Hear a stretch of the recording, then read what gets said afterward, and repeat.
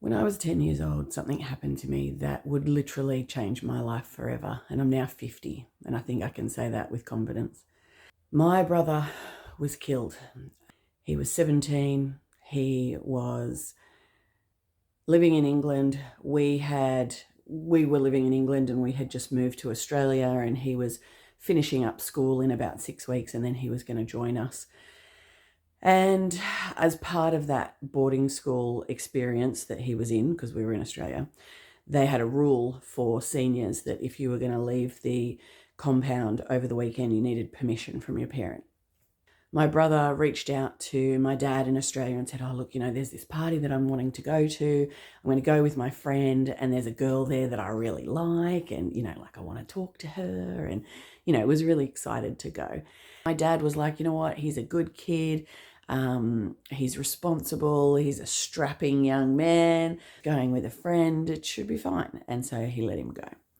Unfortunately, what then happened was that he went to this party, and it was in East London. And although you can't tell from my lovely Australian accent, we did at the time all speak the Queen's English.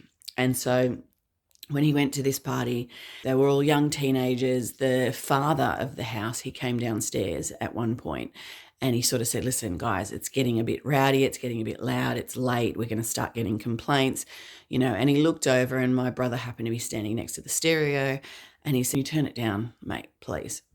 And my brother, being the kid that my father thought he was, gentlemanly and polite, turned around and said, oh, yes, sir, no problem, sir. And he turned the stereo down.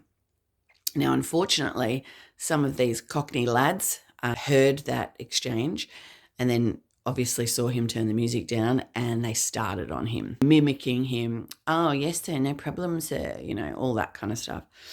Then the father of the house basically said to them, hey, guys, if you're going to be dickheads, I'll kick you out of the party. And so they stopped. But what my brother didn't realize was that they were planning something. On their way home, my brother and his friend were walking back to the tube station to head back to the school, and these three boys jumped both of them.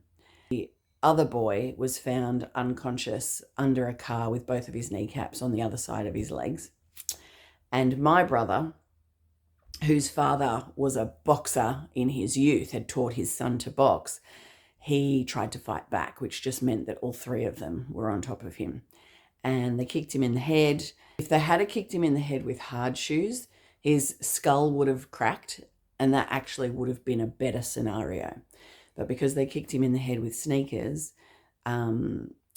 his brain bounced, and ultimately he kind of got like a hematoma. Long story short, he went into a coma, and then when he came to, he sat up and all the blood rushed to that hematoma and it kind of popped. He died.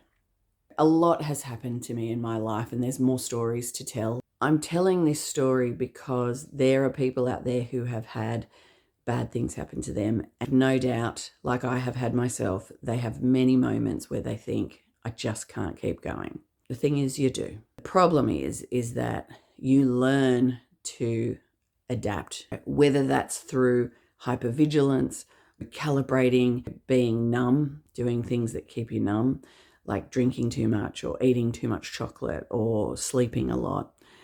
Over time, if you don't deal with those things, you stop living and you just start existing. And then when you get to 50, you realize that you've lived in a state of bracing and fear and playing small in order to fly under the radar. By doing that, you've just existed. You haven't lived at all. I thought I would just take you guys on that journey with me and get to know a little bit more about me.